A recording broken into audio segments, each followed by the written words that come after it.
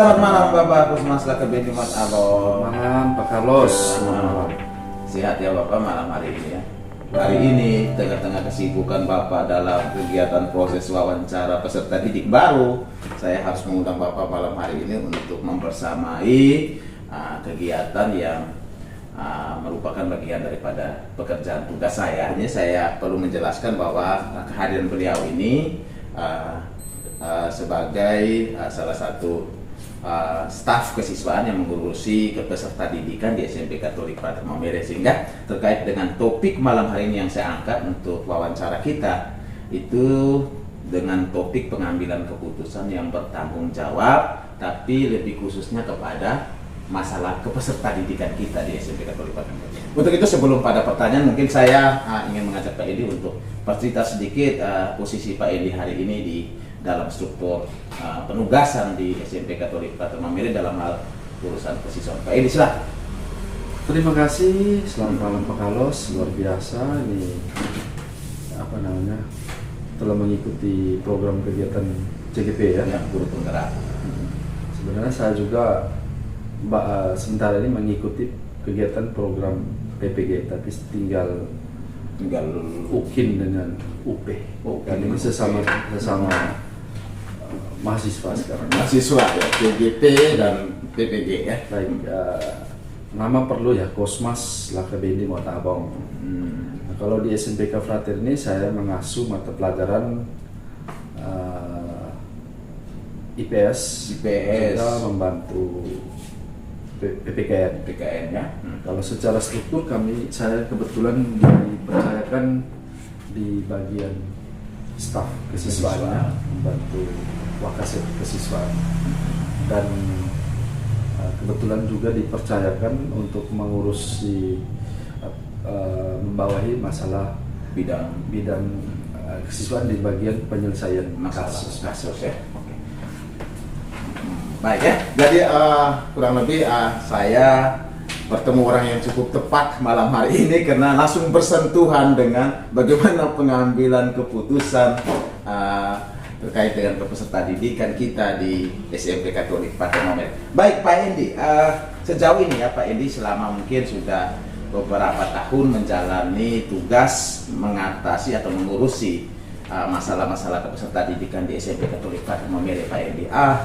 Apakah ada masalah-masalah yang Pak Endi hadapi dan merupakan sebuah kesan yang hampir tidak terlupakan seperti itu, atau mungkin masalah-masalah yang membuat Pak Endi cukup tertantang seperti itu dalam penyelesaian kasus? Mungkin Pak Endi bisa uraikan kira-kira ada atau tidak, atau masalah seperti apa yang bisa Pak Endi selesaikan di SMP Katolik Frater Maumere. Silakan. Baik, terima kasih Pak Carlos. Mungkin saya perlu gambarkan dulu dalam kaitan dengan jumlah siswa di SMPK Frater Maumere. Iya, betul ya. Kalau kita di SMPK Frater Maumere ini jumlah siswa di sekarang ini kita kurang lebih 1000-an ya, 1000 sekian. Nah, sehingga kalau ditanya masalah ataupun kasus yang kemudian kita hadapi di sekolah kami, di sekolah kita ini, ya tentunya pasti ada.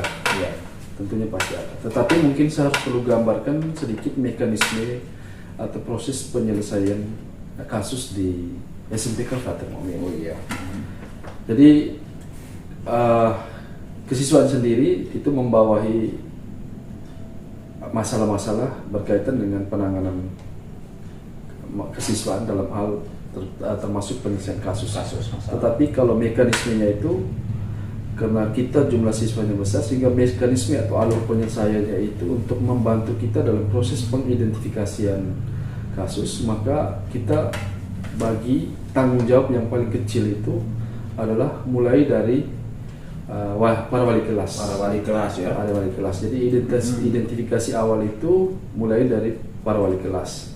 Ya. Sehingga nanti masalah itu kemudian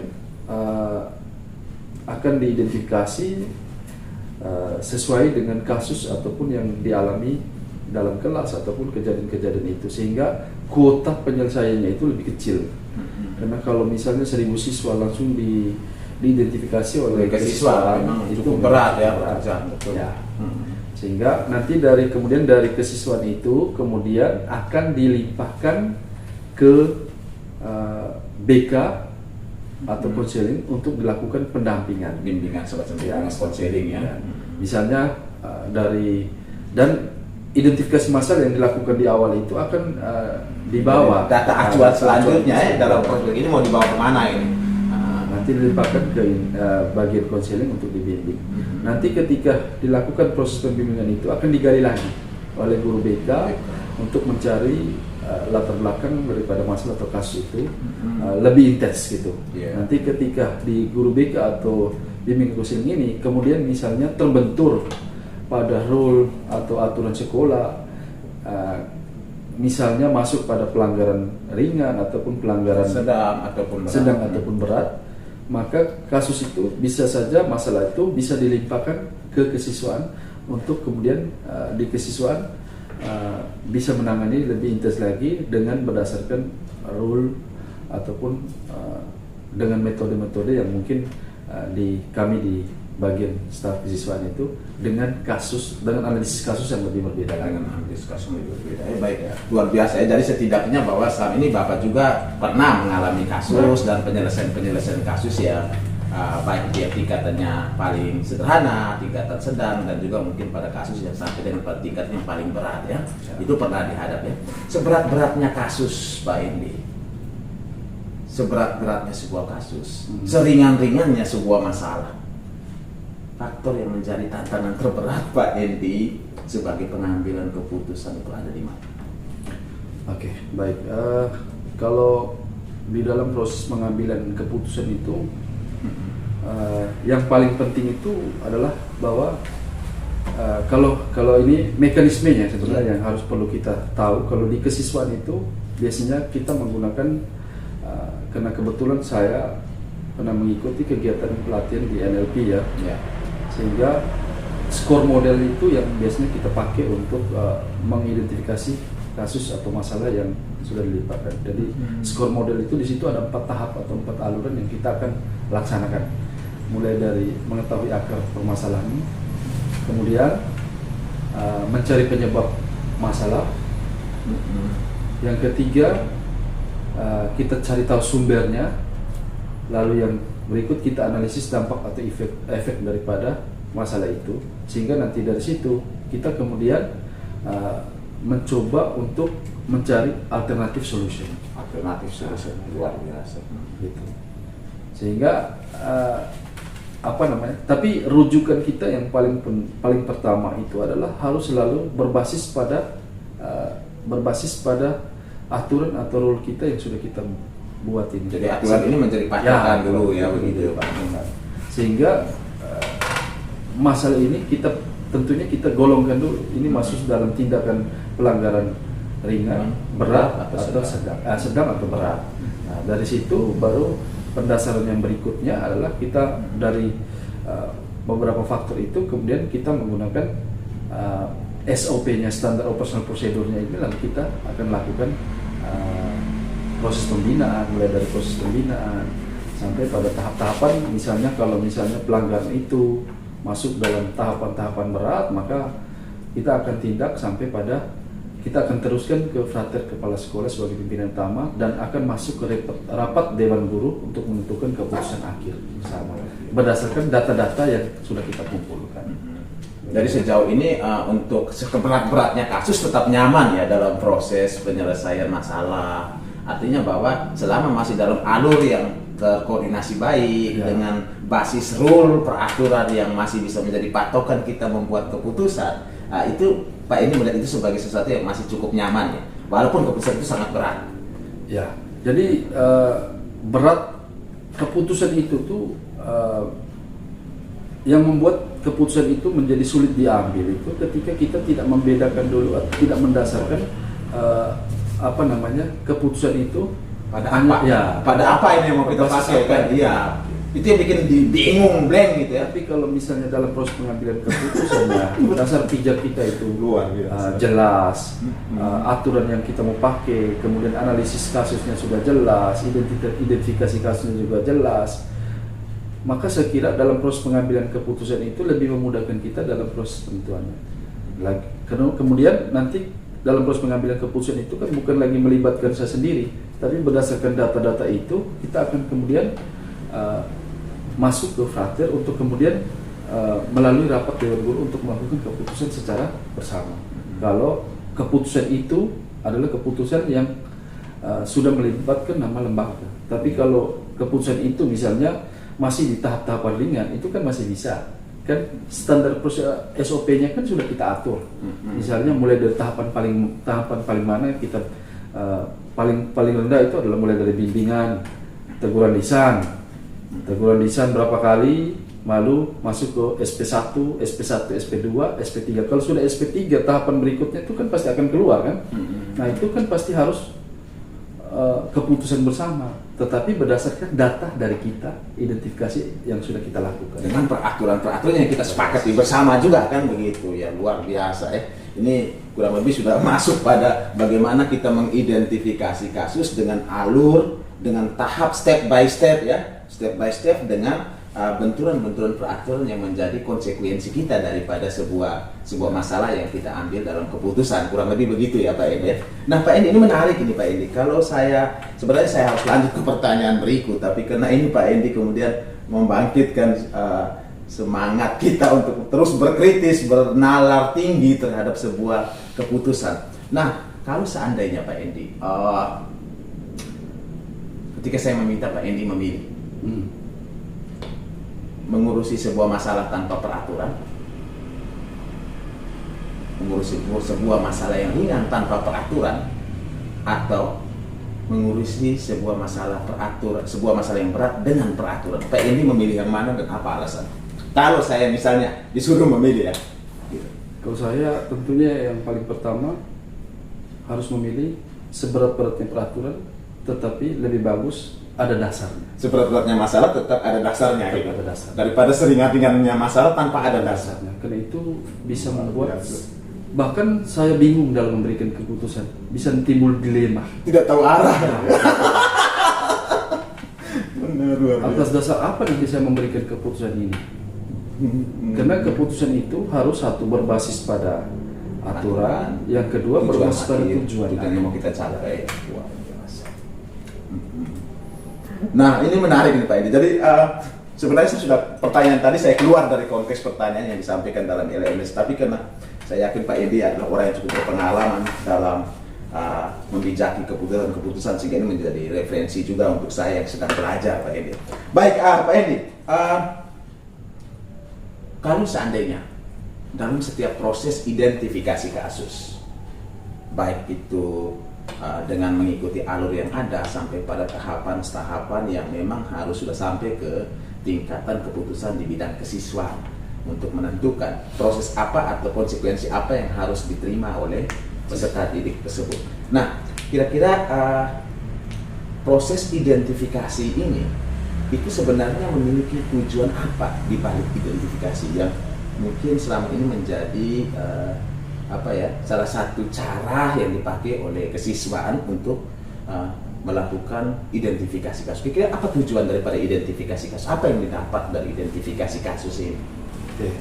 Baik, tadi proses identifikasi tadi kan saya sudah gambarkan. Yang paling penting adalah kita menggunakan mekanismenya harus jelas. Jadi kalau saya sendiri tadi makanya bisa saja dengan metode score model atau chunking up atau chunking down. Wow. Kalau chunking down itu metode di NLP ya, kebetulan saya ikut pelatihan itu. Kalau chunking down itu kita mau mengetahui masalah sampai sedetail mungkin. Nah, tapi kita kalau hanya berfokus pada masalah itu tidak bisa terselesaikan. Jadi misalnya saya tanya kenapa, tidak akan pernah selesaikan. Karena alasan terus yang muncul. Maka setelah saya mengetahui itu, metode yang berikutnya saya harus gunakan lagi chunking up. Chunking up untuk kemudian saya bisa mengetahui sebenarnya kenapa dia terlambat. Karena pasti segala sesuatu, ingat bahwa setiap tindakan manusia apa yang dia lakukan selalu dibalik itu ada tujuan positif. Luar biasa. Maka chunking up itu yang perlu kita perhatikan. Perlu kita arahkan dia untuk kita tanya kembali kira-kira kenapa kemudian dia sampai melakukan hal itu. Pasti ada tujuan akhirnya.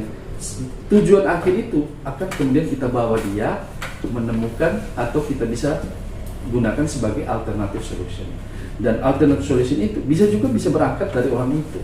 Iya. Ketika kita ini, sehingga apa perlunya kita melakukan identifikasi masalah sangat perlu sekali. Supaya ketika kita sudah mengetahui latar belakang masalah, lalu dengan metode yang kita gunakan kita bisa membawa orang itu keluar daripada Satu masalah. masalah. Setidaknya ada solusi. Betul. Jadi identifikasi ini bukan hanya sekedar mencari-cari kesalahan orang, tapi bagaimana membawa satu pemberdayaan, satu perubahan, yang harus dibawa ke dalam perbaikan diri yang akan menjadi keputusan. Makanya fokus kita itu jangan sampai fokus kita pada masalah, maka kita tidak akan menyelesaikan. Tapi fokus dengan sudah mengetahui latar belakang, lalu kita harus cari tahu itu apa tujuannya di balik itu. Karena kami di NLP itu selalu, contohnya saya kasih contoh begini, kasus begini, seorang pencuri.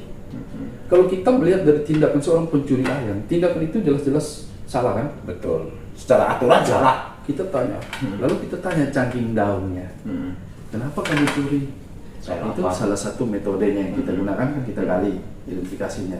Dia lapar. Kenapa ini curi? Misalnya dia lapar. Lapar. Nah, kan dari situ kita sudah mulai dapat alasan kan? Alasan. Nah dari situ kita Harus cangking up sudah. Tidak bisa kita lapar lalu mencari bagaimana. mencari lagi alasan itu untuk apa? Buat nganggur, tidak sekolah, orang tua tidak mampu, kan gitu. Tidak punya penyelesaian. Jawaban. Maka dari situ kita sudah dapat kecilnya, harus segera naik. Supaya untuk memberdayakan sudah potensi apa yang kamu punya yang bisa mengubah dari curi menjadi apa gitu. Maka pertanyaan harus dirubah dengan Wow. bagaimana?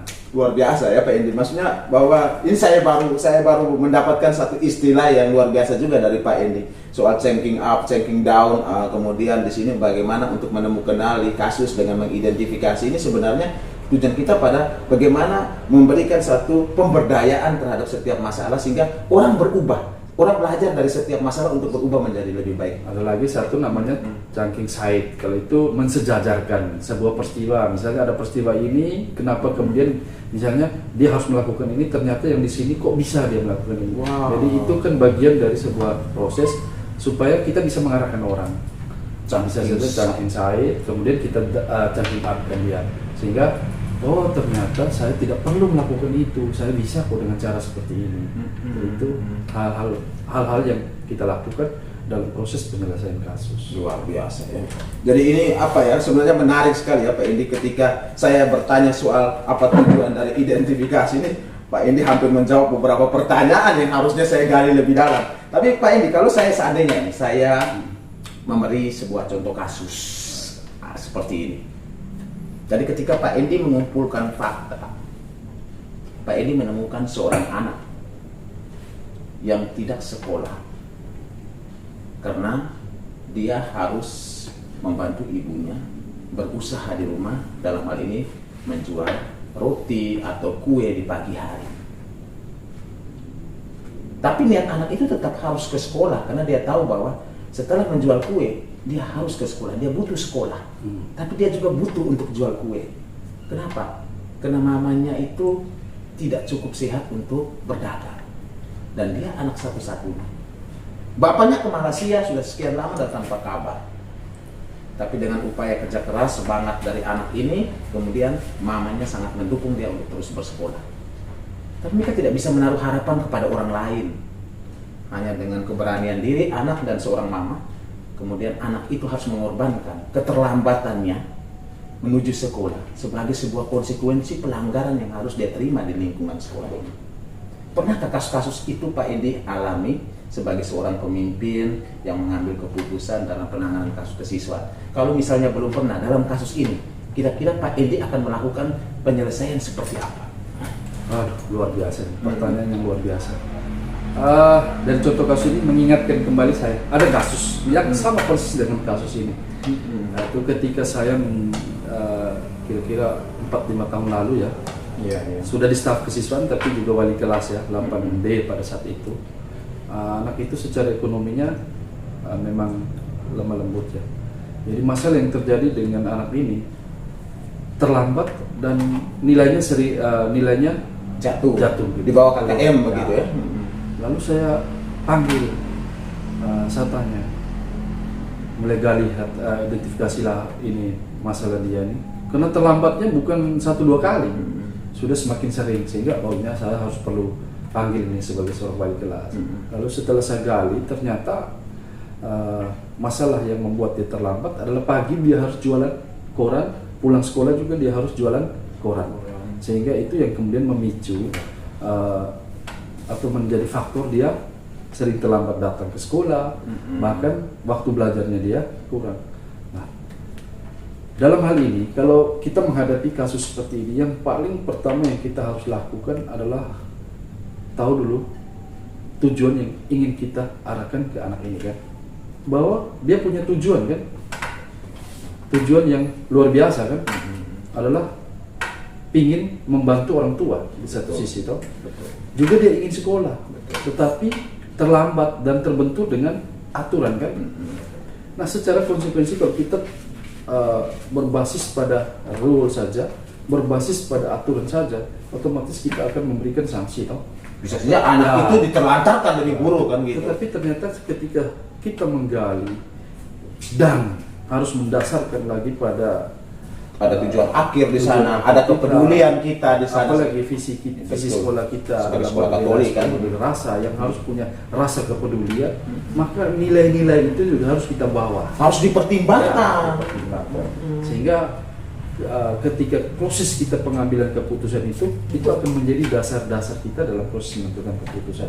Sehingga solusi yang kami ambil pada saat itu supaya bahwa dia tetap bisa membantu perekonomian keluarga supaya dia bisa juga sekolah tapi tidak terlambat lagi, maka saya kemudian menyampaikan kepada pimpinan, diskusikan kepada wakil saya untuk ini anak ini perlu kita memberikan bantuan beasiswa secara dari sekolah untuk membantu ini. Kemudian kita arahkan, anak, kamu luar biasa kok, kamu punya tujuan yang luar biasa, baik. Tapi tempatkan dulu bahwa kamu adalah sebagai seorang pelajar, atur waktu untuk datang tepat waktu, pulang sekolah kamu masih bisa sempatkan untuk membantu kondisi ekonomi ini. Sekolah juga akan memberikan kamu beasiswa, sehingga faktor ini yang kemudian akan menjadi hal yang bisa membantu dia untuk bisa pagi tidak perlu lagi dia harus jualan, sehingga dia bisa mengatur waktu untuk datang lebih tepat waktu.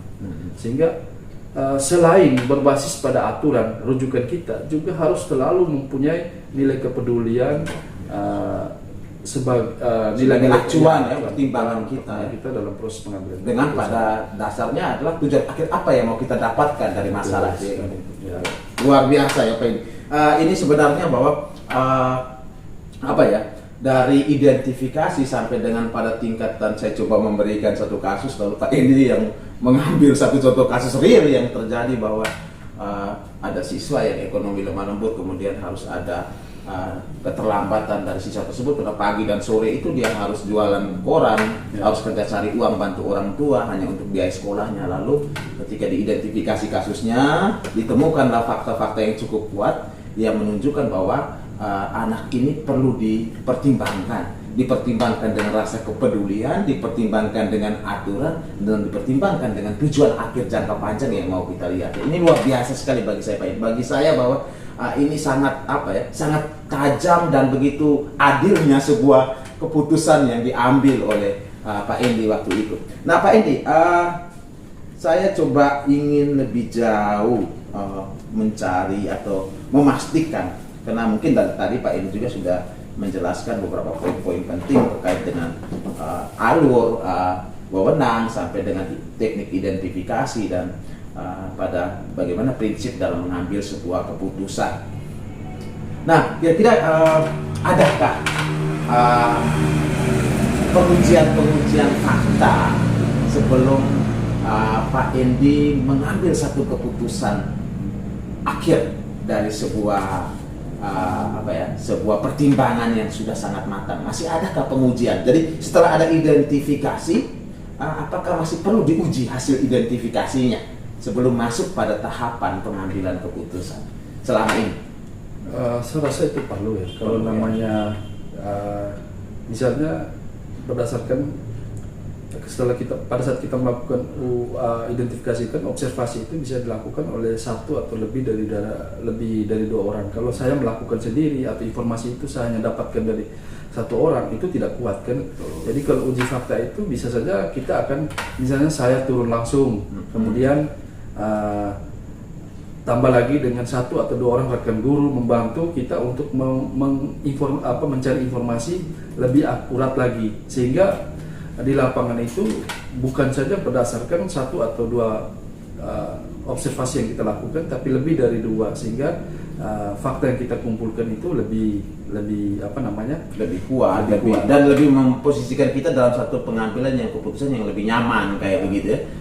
Dasarnya kita juga misalnya selalu lihat pada masalah atau kasus ini, sehingga ketika kita mengumpulkan fakta ini untuk mendukung ini kan tidak mungkin hanya satu fakta atau dua fakta. Kalau bisa lebih dari 2-3 fakta lah untuk memperkuat masalah ini sesuai dengan masalah yang kita ingin selesaikan. Ini luar biasa, karena misalnya gini ya Pak Edi, kalau tadi kita ambil kasus kan baru satu cerita nih, anak yang ekonomi lemah lembut harus bekerja pagi, datang terlambat tapi dikasih beasiswa. Bagaimana anak yang malam main game, besok pagi terlambat, datang diberi sanksi kerja bersih lingkungan sekolah? Pernahkah terjadi hal seperti ini Pak Edi dalam pengambilan keputusan? Ya, itu pasti ya, dalam kasus begini banyak, karena pasti juga ada yang ini kok dia terlambat kok malah dapat beasiswa. Itu pasti ya. Kenapa? Karena orang membenturkan pada aturan kan? Orang membenturkan pada aturan, tetapi tidak melihat pada nilai kebaikan yang ada. Sehingga itu juga kadang-kadang memang akan sangat berpengaruh terhadap proses pengambilan keputusan kita, karena bisa saja resiko itu bisa berdampak pada orang lain kan, gitu kan. Betul. Tetapi hal ini tidak mempengaruhi kita dalam proses pengambilan keputusan, karena kita menjelaskan sesuai dengan langkah-langkah yang sudah kita ambil kan. Dan prinsip pengambilan keputusan yang sudah kita patok di sini ya. Jadi bukan hanya pada regulasi, tapi juga ada kepedulian, ada nilai-nilai kebaikan, dan juga ada tujuan akhir. SOP-nya kan kita ngatur kan sudah jelas dalam standar operasional prosedur penyelesaian kasus. Jadi tidak mungkin kamu langsung terlambat saya langsung kasih sanksi kan gitu. Kan kita perlu gali dulu kan. Memang misalnya, kecuali misalnya tujuan kita di sekolah ini adalah semua orang harus tertib waktu. Yang terlambat langsung dapat sanksi sekian, kan tidak mungkin. Tujuan kita memang menginginkan orang tertib waktu.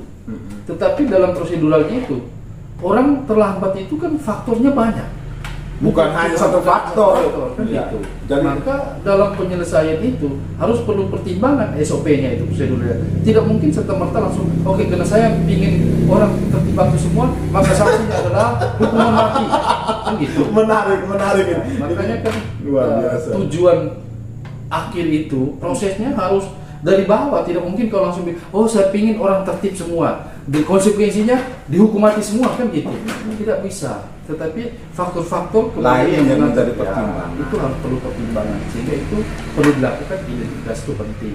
Tetapi kalau kita semua kemudian hanya berbasis pada sebuah aturan itu dibuat apa? Untuk memanusiakan manusia, bukan untuk menghancurkan manusia. Ini menarik nih, aturan untuk memanusiakan manusia, betul, luar biasa. Ya, sehingga kita memang punya tujuan akhir mengharapkan orang pada perubahan, pada komitmen dan konsistennya dia untuk berubah ya. Tetapi perlu ada faktor-faktor yang kita kemudian menghadapi di lapangan itu, bahwa yang nyatanya ada si A yang tidak pernah terlambat, atau misalnya dia pintar sekali di kelas, tapi suatu waktu kena bannya gembos misalnya. Nah itu juga kan perlu pertimbangan. Tidak mungkin saya langsung kasih dia SP1 kan gitu. Sehingga standar operasional prosedur itu juga penting dalam penanganan kasus. Jangan sampai kita langsung memberikan sanksi yang jelas, sehingga prosedural proses pada saat titik sebelum kita memberikan sanksi itu yang paling penting untuk kita menilai setiap kasus atau kejadian yang kita akan tangani untuk sebelum memberikan sanksi atau memberikan keputusan akhir ya. Luar biasa ya. Ini sudah masuk pada tahapan pengujian dan identifikasi ini, betul-betul Pak Endi ya cukup membawa saya dalam satu alur yang cukup hampir pada ya mau saya bilang sudah komplit ya. Tapi saya ingin menggali lebih jauh Pak Endi. Selama ini Kalau untuk kasus-kasus siswa,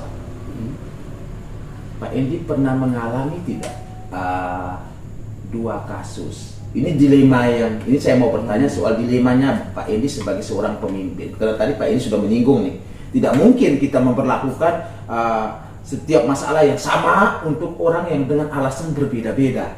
Nah ini menarik, hingga kemudian memunculkan saya untuk bertanya, pernahkah Pak Endi mengalami satu dilema yang mana Pak Endi melakukan pengecualian terhadap si A dikatakan benar, dan tidak memperlakukan pengecualian pada si B juga benar, dan tidak membuat keputusan apa-apa tapi tetap berbasis pada aturan untuk si C pun juga benar. Nah, ini ada 3 dilema. Saya tidak ambil hanya 2 dilema, tapi saya ambil sampai 3 dilema ini sebenarnya. Nah, apakah sebenarnya yang harus dilakukan oleh Pak Endi untuk dilema ini betul-betul harus menjadi sebuah ketajaman Pak Endi sebagai seorang pemimpin dalam mengambil keputusan yang lebih bertanggung jawab. Baik. Jadi kalau contoh kasus tadi saja, misalnya dalam hal terlambat saja, ketika kita memberikan satu keputusan terlambat, dia dapat sanksinya misalnya bersihkan. Satu terlambat, dia dapat beasiswa. Terlambat dapat beasiswa, itu sudah sebenarnya Sudah ada pengecualian. Itu juga sudah mempengaruhi dilema dalam proses pengambilan keputusan. Bisa tidak nanti itu akan berdampak pada orang-orang lain, siswa-siswa lain, ketika saya ini kok ini juga itu sebenarnya punya pengaruh. Tetapi yang paling pertama yang perlu kita lakukan dalam proses pengambilan keputusan sehingga tidak menimbulkan dilema atau bahkan dilema dalam proses pengambilan keputusan itu adalah cara menempatkan kasus. Dilema itu terjadi kenapa? Dilema itu terjadi karena proses pengambilan kita membenturkan 2 tujuan yang berbeda. Betul sekali. 2 tujuan yang berbeda. Tujuan sama kan tidak ada Tujuan dilema. sama tidak mungkin dilema. Maka kalau dari sisi NLP, proses penyelesaiannya itu biasa yang harus kita lakukan sehingga tidak memunculkan dilema dalam proses pengambilan keputusan adalah tempatkan tujuan dulu. Misalnya kasus yang A ini dengan kasus ini misalnya ada 2 tujuan yang berbeda. Yang paling pertama itu kita harus selesaikan dulu yang ini. Ini apa jalan keluarnya, solusinya? Lalu jalan keluarnya ini lagi. Karena ketika kita membenturkan dua hal yang berbeda pada tujuan yang sama, itu sampai kapanpun akan terjadi benturan kan?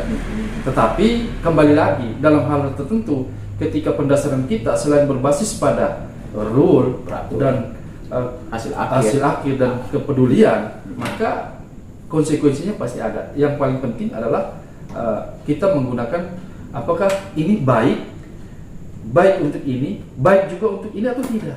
Itu yang paling penting.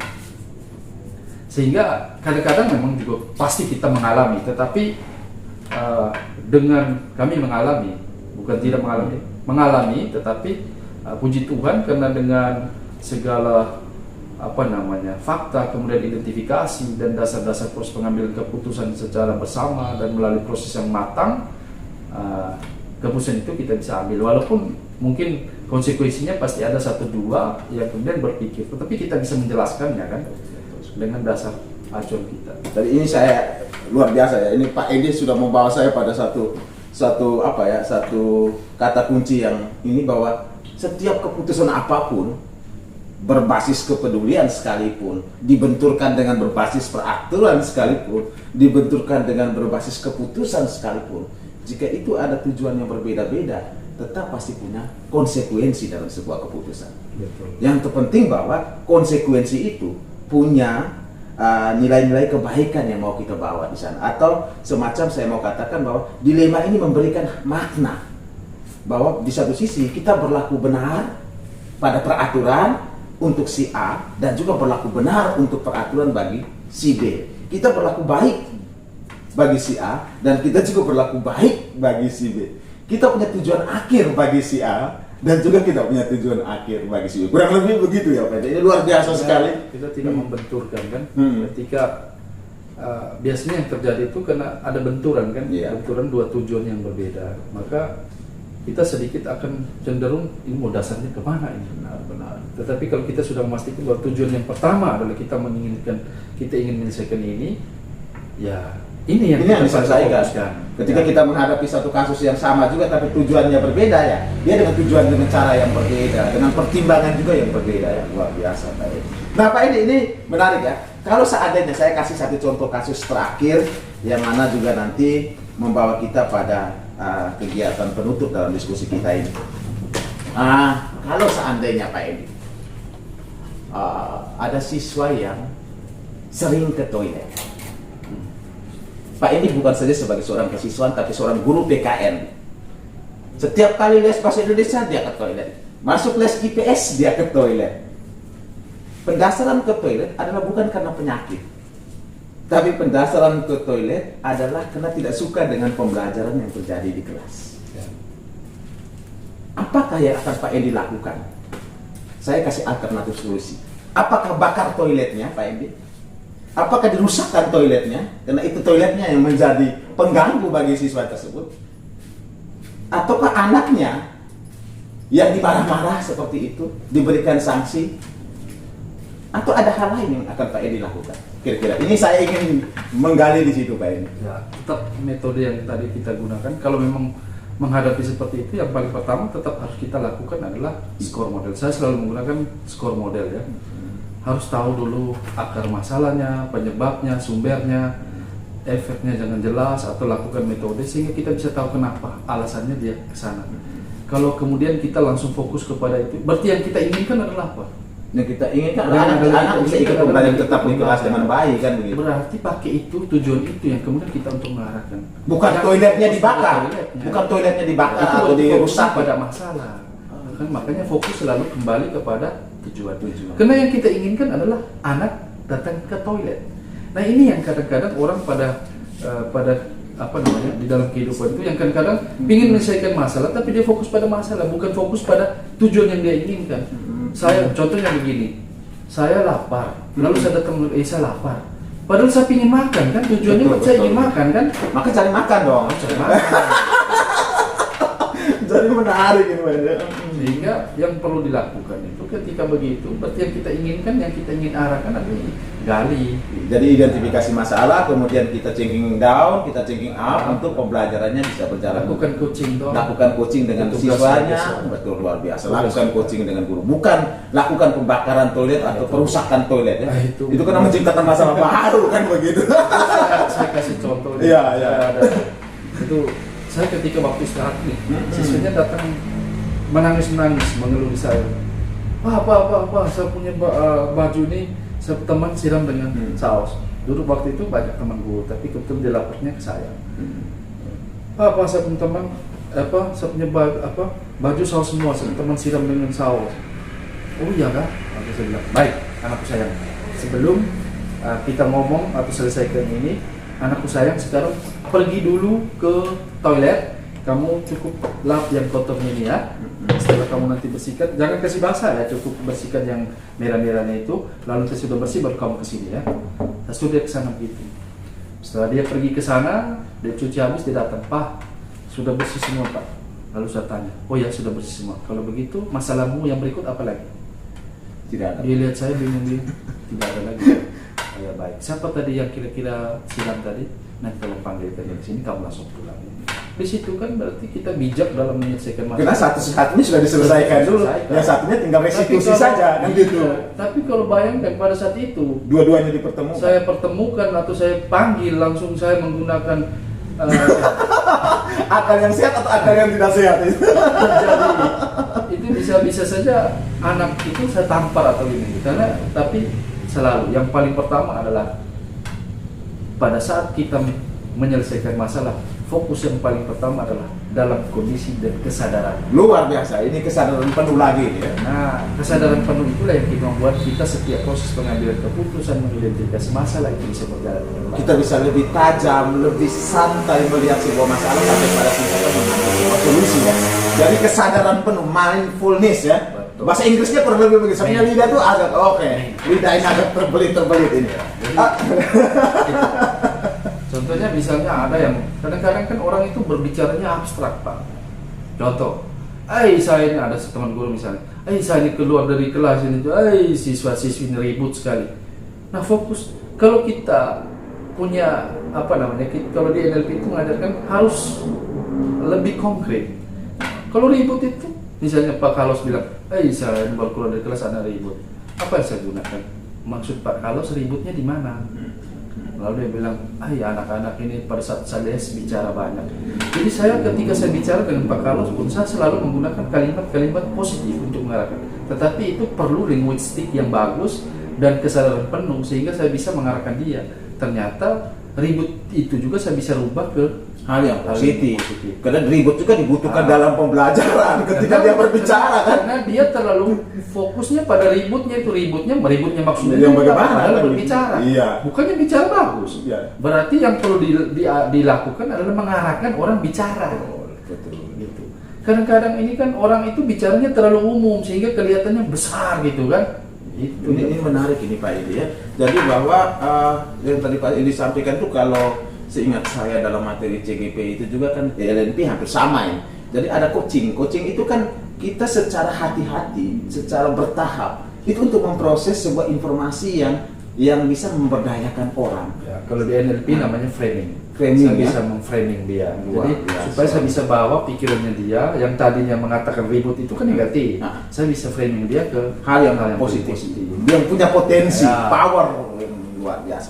Nah ini Pak Edi, saya ingin di bagian akhir-akhir kita ini saya ingin menggali lebih jauh terkait dengan adakah tantangan yang menjadi pemicu pengambilan keputusan yang mungkin menurut Pak Edi cukup berat? Adakah itu? Kalau kita bilang tantangan pasti selalu ada ya. Namanya proses pengambilan keputusan, apalagi menghadapi siswa yang luar begitu banyak dengan segala macam bentuk tindakan. Saya kira selalu pasti ada tantangan. Tetapi yang paling penting adalah proseduralnya. Kita dalam proses pengambilan penyelesaian kasus selalu pada berbasis pada aturan, berbasis pada kepedulian dan berbasis pada tujuan akhir. Dan yang paling penting adalah ketika kita menyelesaikan kasus itu kita dalam keadaan kondisi yang sangat prima, kondisi yang sadar, kesadaran penuh. Puji Tuhan kita bisa menyelesaikan itu dengan masalah itu biasa. Tetapi kalau kita juga dalam keadaan ekonomi morat-marit itu dari faktor ekonomi itu kan membuat kita tidak sadar penuh ini. Padahal ini menarik Pak Edi. Dan saya pernah satu kali Pak Edi. Jadi dari rumah ini kebetulan tanggal tua, uang di dompet sudah cukup menipis, mungkin untuk tambal bensin sudah cukup Pak Edi. Dan sudah dalam perjalanan saking buru-burunya ban pecah. Lalu saya bingung ini, mau naik ojek pakai seragam tapi tidak ada uang. Lalu saya harus berusaha untuk dengan kendaraan terpaksa sampai ke sekolah. Dan sampai di sekolah sudah terlambat, sudah ditegur oleh kepala sekolah dengan saya punya penjelasan alasan. Lalu ketika saya masuk ke ruangan, anak-anak sudah dalam keadaan ribut. Saya sudah saking panas dengan kesadaran yang sudah tidak perlu.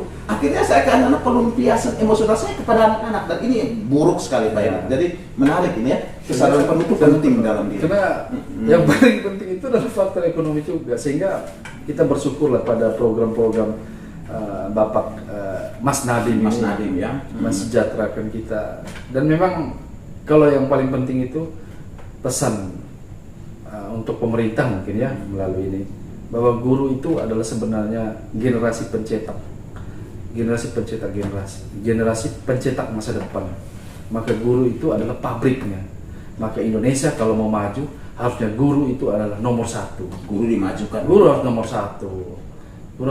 Sehingga kalau dia punya kemampuan finansialnya bagus, secara ekonominya bagus, kematangan berpikirnya pasti akan bagus juga, emosionalnya bagus, kesadaran penuh luar biasa. Maka pasti segala sesuatu akan enak berjalan sesuai dengan porsi yang kita harapkan. Itu tujuan akhir. Tambah lagi dengan proses pelatihan yang bagus, maka kita akan semakin lebih profesional. Jadi ini saya teringat ya pesan Pak Edi ini ya, bahwa kemajuan Indonesia itu harus dimulai dengan kemajuan gurunya ya.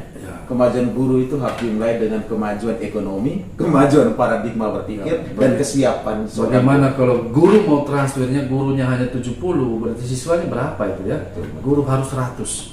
Sehingga Bapak Nadiem kalau misalnya guru supaya 100, maka putuskan dari sekarang. Kalau misalnya ini kita bercerita kan, kita punya pikiran ini, kalau kita punya ide, putuskan dari sekarang, generasi sekarang. Kalau yang mau mau jadi guru harus orang yang penuh, orang yang betul-betul berkualitas, bukan guru adalah jabatan atau profesi yang sebatas profesi saja. Profesi atau hanya orang mencari yang karena sudah tidak ada pekerjaan jadi guru, itu rusak berarti bangsa ini. Tapi kalau mau jadi guru itu orang yang harus betul-betul pintar, orang yang betul-betul cerdas dan diseleksi kemudian pada program pendidikan itu, bahkan bisa kalau bisa seperti Akabri, Taruna dan lain-lainnya. Kenapa kemudian Akabri, Taruna dan lain-lain itu sudah ketika dari kuliah sudah dapat gaji kan, masih gitu. nomor 1 kan? Betul. Itu yang paling sulit. Kenapa guru itu kemudian tidak pernah punya fondasi awal yang kuat memang dari awal?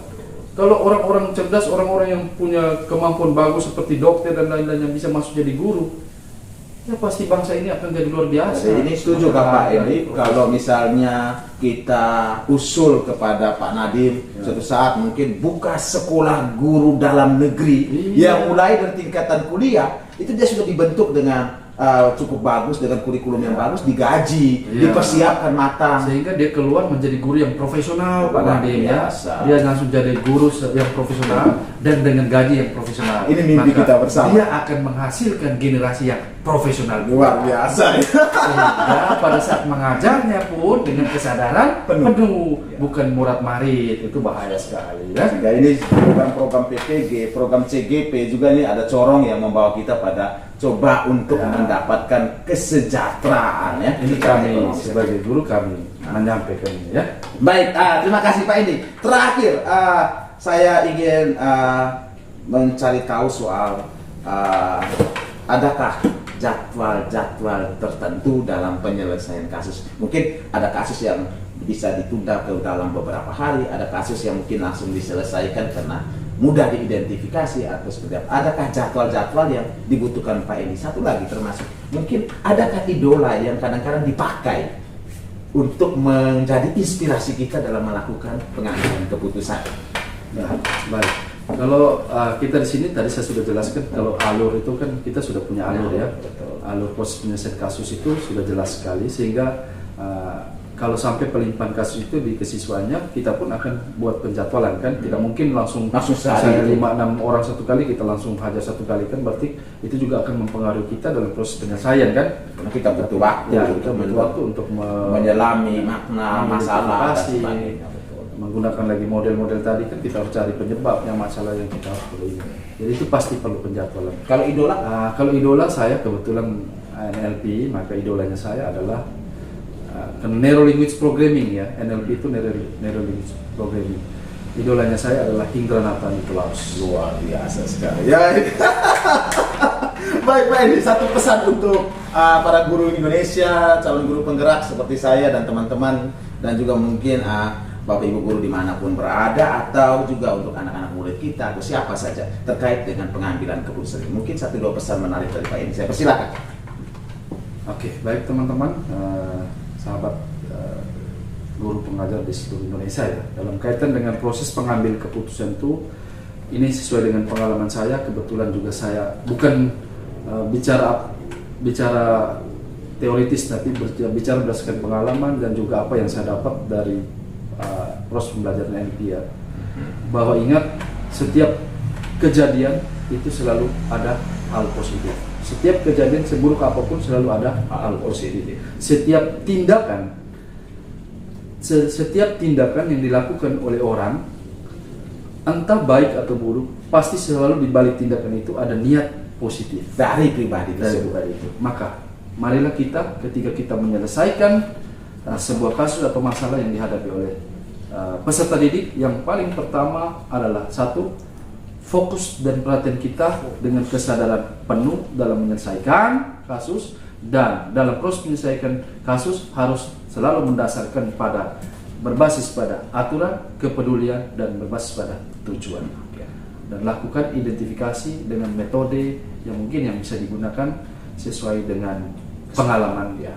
Kesepakatan atau pengalaman-pengalaman yang menjadi internalisasi, dan harus menggunakan standar prosedur yang jelas. Jangan Pak Carlos menyelesaikan kasus masalah dengan caranya Pak Carlos, saya menyelesaikan masalah dengan saya punya akhirnya cara. Itu akhirnya nanti warga di situ akan bingung. Itu juga berbahaya kan. Tetapi dalam proses itu harus selalu menggunakan SOP dulu, standar operational procedure. Entah nanti dalam proses analisis terakhir lalu bisa menggunakan nilai kepedulian itu. Nah ini menarik Pak Endi, saya langsung karena sebenarnya sudah di akhir tapi karena Pak Endi angkat ini jadinya menarik. Kalau saya minta berbasis kepedulian, berbasis peraturan dan berbasis tujuan akhir, apakah tiga-tiga ini perlu dipatok menjadi sebuah keputusan yang paling bertanggung jawab yang akan kita ambil, atau cukup 2 atau cukup 1 untuk membuat sebuah keputusan yang bertanggung jawab? Menurut Pak Endi kira-kira seperti apa? Apakah tiga-tiganya atau cukup 2 atau cukup 1? Menurut saya tiga-tiga itu Harus dipakai. Harus. Karena kalau kamu hanya berbasis pada aturan, kalau misalnya aturan itu bahwa terlambat langsung dihukum mati, Salah juga kan? Maksudnya Bahaya tidak adil juga kan begitu? Ya, karena dampaknya kan orang memikirkan itu setelah membuat itu kan harus selalu berbasis melihat kembali. Iya. Harus melihat. Maka refleksi penting dari setiap keputusan yang diambil. Begitupun kalau misalnya hanya pakai kepedulian tanpa peraturan, itu kita berbeda-beda juga. Pak Endi punya kepedulian dengan cara lain, saya punya kepedulian dengan cara lain. Tujuan akhir juga berbeda-beda, juga bisa berbahaya itu ya sebenarnya. Sehingga tiga-tiganya harus dipakai secara apa ya, seimbang begitu dalam pengambilan keputusan. Baik, terima kasih luar biasa ya malam hari ini saya Carlos Tulwala bersama dengan rekan saya Bapak Staf Kesiswaan Bapak Kosmas Akbeng Muat Abor, salah satu guru PPG ya, yang sekarang sedang berproses juga bersama saya. Saya juga salah satu guru penggerak dari SMP Katolik Prato Mambere. Mengucapkan kawan terima kasih. Salam Guman Epan untuk Maumere, Nusa Tenggara Timur, Indonesia. Maju terus guru Indonesia, jayalah terus. Indonesia bergerak, guru maju.